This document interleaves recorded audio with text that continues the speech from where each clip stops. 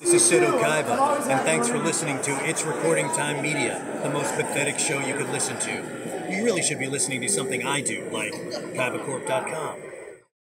People care about you more than me. It's recording time. Hi, I'm Steven. I'm at Toy Con with Mr. Sonny Strait. How you doing? Good, man. How are you guys doing? All right. Can you give us a little Krillin action? No. I'm tired. I can't do it.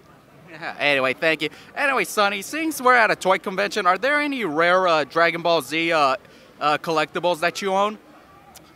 Yeah. Well, of course, I have the Krillin Pops, and I got that freestanding Bardock, the old school Bardock. I got that one at a convention. The guy was selling it for $80. And I said, how much for the voice of Bardock? And he goes, you're the voice of Bardock? I said, yeah, I'm the voice of Bardock. And he goes, 20? And I said, okay. So I got that for 20. And I got, not Dragon Ball Z, but I got the new Usopp Pop as well. Those are cool.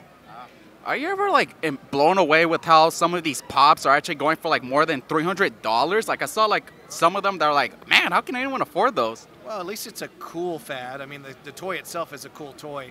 I've seen fads that were so, there was a thing called Pong, or Pogs, I think is what they're called, years ago. Pogs, yeah.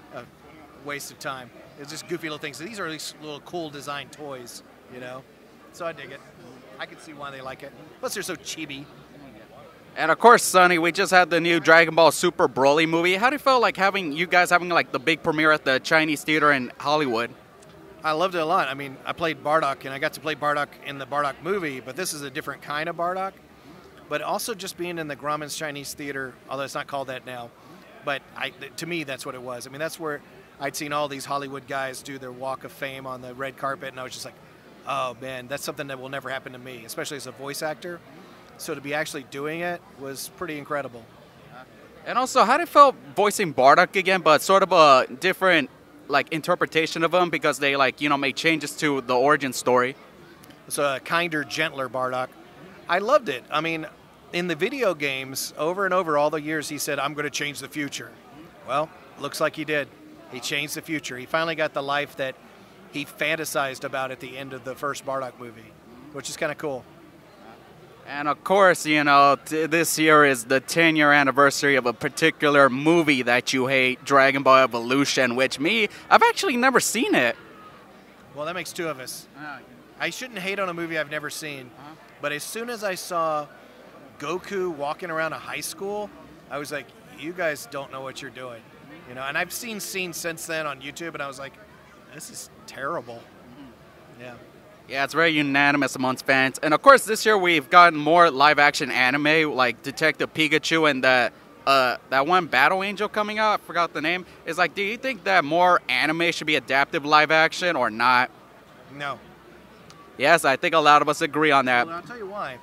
Because to me, the animation that they originally do, that's the real art anyway. Well, it doesn't need interpretation. It's amazing by itself. Why do you need to interpret that through somebody else's eyes? Who's just going to Hollywood it up and not be anywhere near the source material? Because at least when we do dubbings, we try to stay as close to the anime source as possible and still, be coherent to Americans. And the people who do the anime usually try to stay as close to the manga source as possible. I mean, you could read the manga and watch the anime in most shows, and it would be the same, pretty much down the line. And that's because they respect the creators. Whereas a lot of times in Hollywood, they don't respect the creators. They want to put my stink on this, and they stink it up. Anyway, that's all we got the time. Thank you very much, Sonny, for that. Brother.